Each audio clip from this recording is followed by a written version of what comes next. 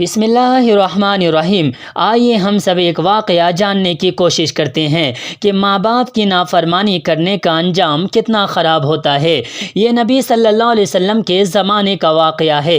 ایک نوجوان صحابی جن کا نام علقمہ رضی اللہ عنہ ہے، بڑے عبادت گزار، ایک وقت ایسا آیا کہ بیمار پڑ گئے۔ بیوی نے نبی صلی اللہ علیہ وسلم کے پاس خبر بھجوائی کہ اللہ کے نبی علقمہ کی زبان پر کلمہ جاری نہیں ہو رہا ہے، وہ کلمہ پڑھ نہیں پا رہے ہیں۔ نبی صلی اللہ علیہ وسلم نے حضرت صہیب رضی اللہ عنہ اور بلال حبشی رضی اللہ عنہ کو بلایا اور فرمایا کہ جا کر علقمہ کو کلمہ پڑھنے کے لیے کہو، لیکن ان کی زبان نہ چلتی تھی۔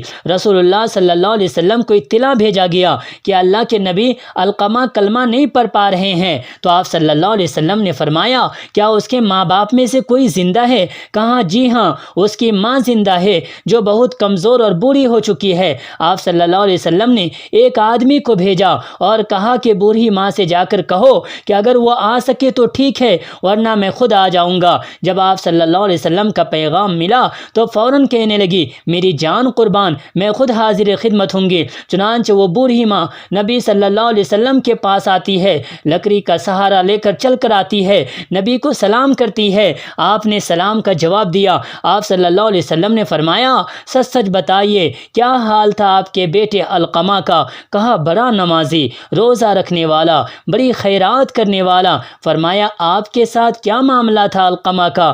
کہا اللہ کے نبی، میں اپنے بیٹے علقمہ سے ناراض ہوں۔ نبی نے فرمایا کیوں؟ بوڑھی ماں کہتی ہے وہ اپنی بیوی پر خرچ کرتا تھا، اپنی بیوی کی دیکھ بھال کرتا تھا اور میری بات نہیں مانتا تھا، میری نافرمانی کرتا تھا۔ فرمایا آپ کی نافرمانی کرنے کی وجہ سے زبان پر کلمہ جاری نہیں ہو رہا ہے، آپ کی نافرمانی کرنے کی وجہ سے علقمہ کلمہ نہیں پڑھ رہا ہے۔ فرمایا بلال جاؤ بہت سی لکڑیاں جمع کرو۔ ماں نے کہا کہ اللہ کے نبی لکڑیوں کا کیا کریں گے؟ کہا علقمہ کو جلائیں گے۔ فرمایا وہ تو میرا بیٹا ہے، میرا دل برداشت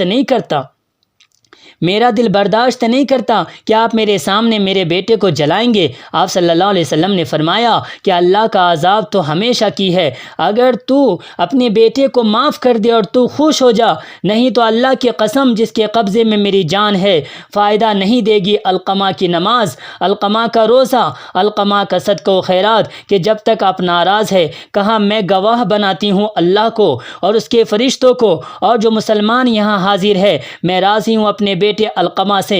نبی نے کہا بلال جاؤ دیکھ کر آؤ کیا کلمہ علقمہ پڑھ رہا یا نہیں، علقمہ کی زبان پر کلمہ جاری ہے یا نہیں۔ بلال رضی اللہ عنہ جاتے ہیں، گھر کے قریب پہنچتے ہیں تو علقمہ رضی اللہ عنہ کی زبان سے کلمہ جاری ہے، وہ کلمہ پڑھ رہے ہیں اور کلمہ پڑھتے ہوئے انتقال کر جاتے ہیں۔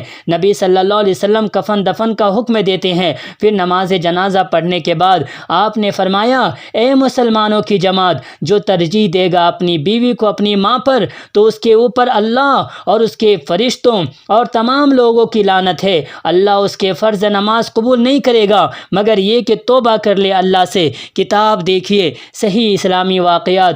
تو گویا ہمیں ماں باپ کی نافرمانی نہیں کرنی چاہیے، ماں باپ کی دیکھ بھالی کرنی چاہیے، ماں باپ کے دکھ درد میں ساتھ دینا چاہیے۔ حالانکہ بیوی کے بھی حقوق ہیں، بچے کے بھی حقوق ہیں، آپ بیوی کے بھی حقوق ادا کریں، بچے کے بھی حقوق ادا کریں اور ماں باپ کی بھی دیکھ بھالی کرے۔ دنیا جس کو ماں کہتی ہے ذات بڑی بابرکت ہے، دنیا جس کو ماں کہتی ہے ذات بڑی بابرکت ہے، ماں ایسی دولت ہے جن کے قدم کے نیچے جنت ہے۔